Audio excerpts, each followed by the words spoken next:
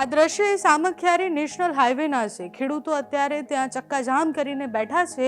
છેલ્લા કેટલાય સમયથી કચ્છમાં એક જ મુદ્દો, ખેડૂતો હાઈટેક જે લાઈન પસાર થઈ રહી છે એના કારણે ખૂબ પરેશાન છે। વીજ કંપનીઓ સામે વિરોધ નોંધાવી રહ્યા છે। અદાણી સામે વધારે વિરોધ છે, કારણ કે બીજી બધી કંપની પણ એમાં છે, પણ અદાણી સામે વધારે વિરોધ થયો છે।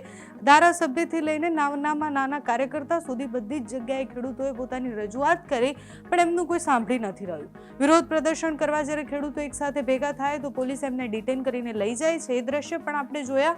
થોડાક દિવસો પહેલા એવા દ્રશ્ય પણ જોયા હતા કે જ્યાં આ કામ ચાલુ હોય, જ્યાં વીજ કંપની આવે, કર્મચારીઓ આવે, એની જોડે ખેડૂતો બબાલ કરે અને પછી ખેડૂતોને જ પોલીસ ઉઠાવીને લઈ જાય। આવું કેટલાય સમયથી ચાલી રહ્યું છે।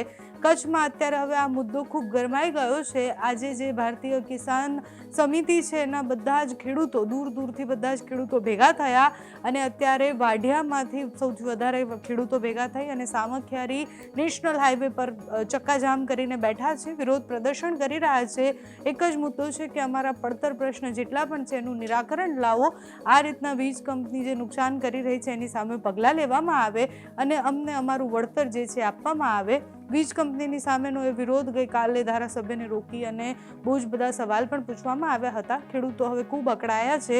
વિપક્ષ પણ હવે આ મુદ્દે લડી લેવાના મૂડમાં છે। અત્યારે સામખિયારી નેશનલ હાઈવે પર જેટલા ખેડૂતો બેઠા છે એ શું કહી રહ્યા છે તે જુઓ।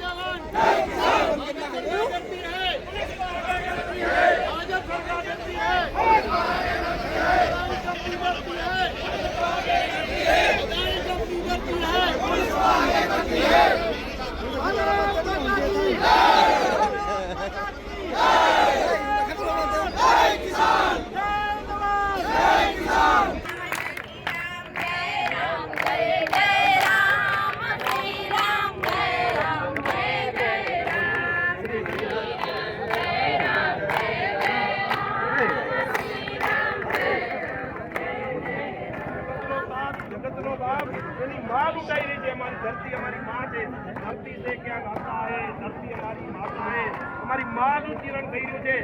છતાંય અમે સ્વયં જાણ્યા છે કંપની સાથે વાટાઘાટ કરવાનો, સરકાર સાથે વાટાઘાટ કરવાનો અનેક વખત પ્રયત્ન કર્યો છે, છતાંય સરકાર અદાણીને કંઈ કહી શકતી નથી। આપણા માધ્યમથી કહું છું કે સરકાર એમના નામે ધતિંગ બંધ કરાવો, એમના નામે ધતિંગ બંધ કરાવો, ખેડૂતોને ન્યાય અપાવો।